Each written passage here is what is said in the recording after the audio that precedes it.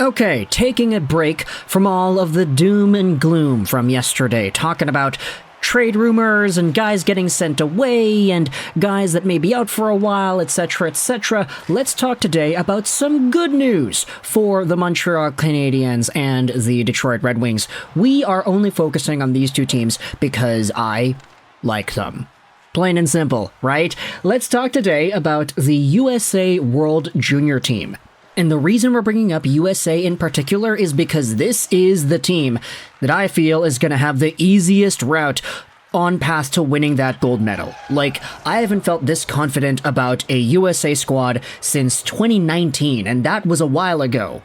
If you go back over to the 2019 World Junior Championship, hey, guess who ended up winning? It was the Finland team. So actually, not the United States. They came in second. But that United States team in that year was so good with guys like Jack Hughes, Cole Caulfield. You got Trevor Zegras, Alex Turcotte, a bunch of their NTDP guys, plus the older guys too. Really good squad, right? And it was like the last time any of those guys would ever play together because the next year you had Hughes, who was on Team New Jersey, and he wasn't able to go to the World Juniors. So that 2019 USA squad was fantastic. This year, though, 2024, you could debate it's even better. And the names on this list, I feel, are just so above and beyond phenomenal that the guys that were left off the team, like, you know how the Red Wings and the Canadiens are my third and second favorite team, right? The Vancouver Canucks had a guy that you could very well say should have been on this roster because he's leading the OHL for defenseman points and he's like top 3 in the league in points in general. But nope, the team was full. They didn't take him because they got a bunch of other guys that are also freaking great. In particular, though, if you wanted to talk about this squad, let's go over onto the Elite Prospects page because what they did was they compiled this list in a way that allows us to see the NHL affiliations for all of the players. You've got Gavin Hayes, Chicago Blackhawks prospect, Carey Terrence, Anaheim Ducks guy, Will Smith, the keep my wife's name out your gosh darn mouth, is from the San Jose Sharks. Gabe Perreault is from the Rangers. Danielson from the Islanders. You could scroll down and see who else is here. Zeev Buium, by the way, is a prospect that is eligible for this upcoming NHL Entry Draft, and he is the brother of Red Wings prospect Shai Buium. So it's going to be interesting to see how that entire thing goes along. But the two guys that I wanted to focus on in this video are the number 1 defenseman on the squad, Hutson, Montreal Canadiens guy, as well as the number 1 goaltender, Trey Augustine. Now you can see right here, the Canadiens actually do have their own goaltender in Jacob Fowler, but I wanted to use this video as an opportunity to talk about these two players because you could very well say that both Augustine and Hudson are going to be some of the most important pieces in this year's World Junior Tournament. So, who do we talk about first, eh? Let's just do eeny, meeny, miny, mo. Let's talk about Trey Augustine first, because this is the guy that I think a lot of Red Wings fans have been getting super excited for ever since seeing his name get taken in the 2023 NHL Entry Draft. 41st overall pick. This is a very talented goaltending prospect, and what many people believe to have been the best one. He was ranked number 3 by NHL Central Scouting for North American goaltenders, but part of the reason he was taken a little bit later is because he's only 6'1", 179. So not the biggest goalie in the world, but this is a very technical, very athletic goaltender that made himself a very good statement for Michigan State University kicking off the NCAA year. 17 games played, a .297 goals against, and a .916 save percentage. This is all coming after being the number 1 guy for the NTDP, where he posted up a .926 save percentage in 33 games last year. He also suited up for Team USA at the World Juniors, posting up an .891 save percentage. This year will be his redemption year. He has the opportunity to really take things over and show that last year was more so a product of his age rather than his talent level. This season, also playing for the NCAA, Trey Augustine has gone through somewhat of a transformation, and to help us out, we're going over onto a Detroit Hockey Now article because what Bob Duff wrote about earlier today is how Trey Augustine is ready for the World Juniors and he's working towards the Wings' future. I'm going to go out there and leave a link in the description if you want to go ahead and read this article yourself. It's a very good read, but there are some quotes from Augustine in regards to his path, what's happened so far, his actual affinity towards the Detroit Red Wings, he said it was really cool. We went a couple of weeks with some of my Michigan teammates from East Lansing. Feels good to be around the rink in Little Caesars and see some of the guys.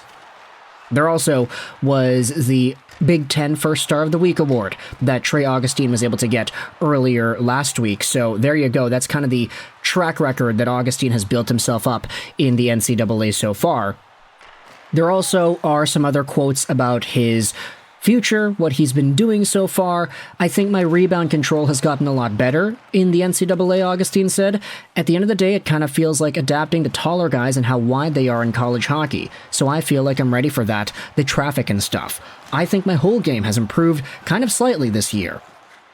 There also was a pretty interesting conversation about Michigan State teammate Red Savage, who is also a Red Wings prospect. Me and Red do a little bit. Obviously, it'd be pretty cool if we could reunite down the road. This article then goes over the other Red Wings that are going over to the World Juniors. Of course, Augustine isn't the only one, but he is the only one on Team USA, which I felt was interesting enough to talk about and probably, good enough to win this entire thing. But for Trey Augustine, this is definitely a goaltender that you need to be keeping your eyes on, especially if you're a Wings fan that is kind of concerned about the way Sebastian Cossa has been progressing the past few years. I know that guy has been pretty up and down and not consistent, so just in case the Cossa train doesn't end up leaving the station, you've got Trey Augustine right in his tail tracks to pick up the load and hopefully carry some hype forward as well. He'll probably be the number one goaltender for Team USA.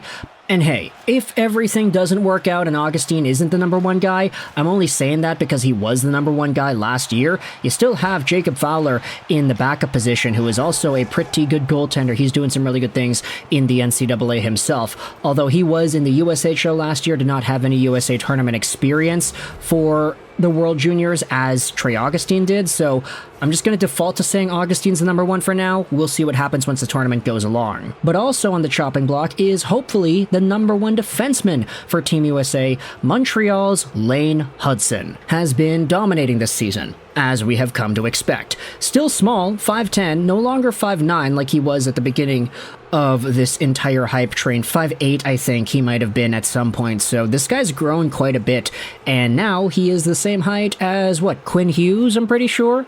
Yeah, that's a pretty good sentiment, isn't it? Lane Hutson this season has 20 points in 15 games played, which is roughly on pace for, if you do the math, let's do 20 divided by 15, multiply that out by 39, which is the amount of games he had last year. He's on pace for a slightly better season than he had in last season's worth of play with the BU Terriers. He also had 4 points in 7 World Junior games last season too.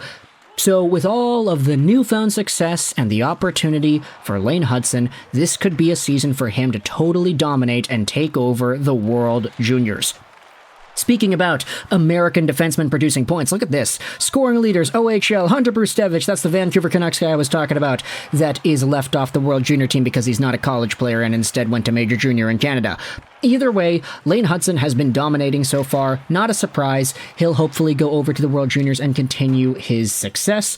We had ourselves another interesting conversation that I wanted to talk about too in regards to Lane Hutson. Here's an article in Montreal Hockey Now talking about Lane Hutson and his contract. This was published about 5 days ago by Mark Dumont, and what the article talks about is what Kent Hughes had to say in regards to Lane Hutson and his ELC.